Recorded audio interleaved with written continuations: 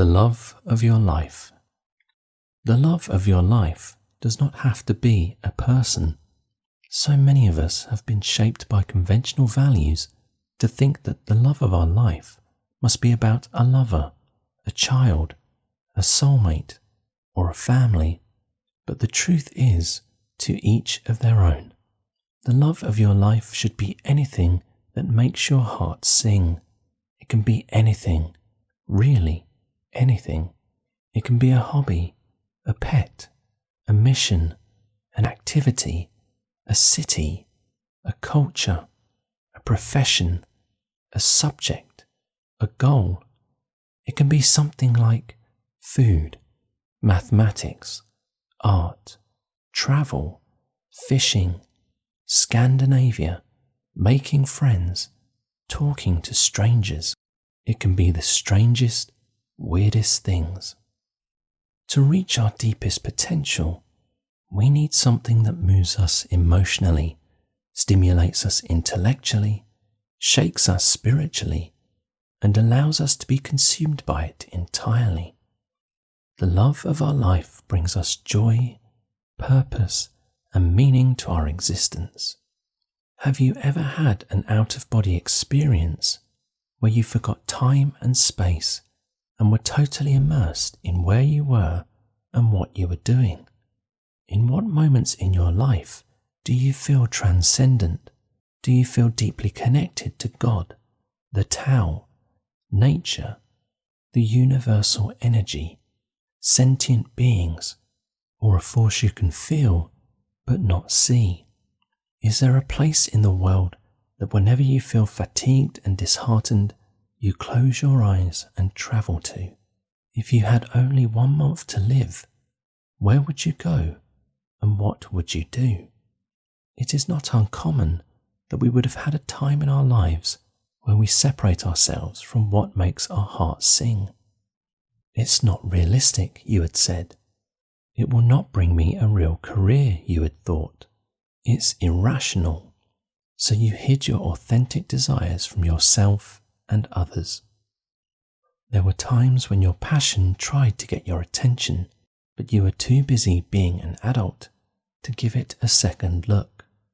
But your dismissed dream did not just die. It remains dormant and silent, but it is alive.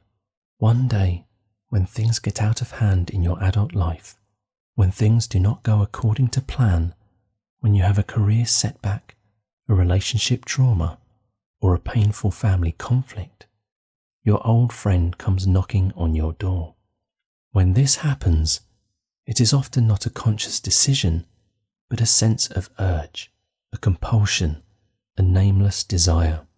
Deep in your closet, you find your old friend, the long-lost love of your life that you have banished and rejected all these years. When you pick it up, you find that time has not eroded your love one bit. You feel as emotional, passionate, and irrationally moved as when you were a teenager. Despite your feelings of guilt and shame, you slowly try to invest more time and energy into this love of your life. You feel bad and you are afraid. You worry that this will interfere with your adult responsibilities. But once you have taken small steps to reunite with what you truly love, you will see that your life has not fallen apart. In fact, the opposite happens. You are full of energy and enthusiasm. Your days seem brighter, lighter. Even work that had become tedious is now bearable. People around you notice the difference. You beam with joy and exuberance.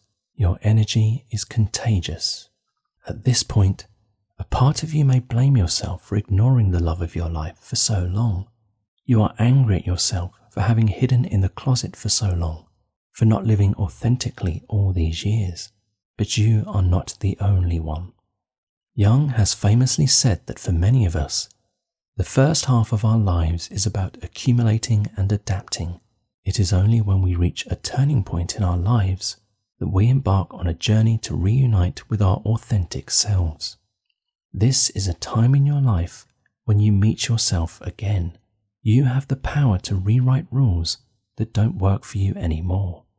If you do not want to look back in old age to find that all your life you have betrayed yourself, you must not ignore the love of your life.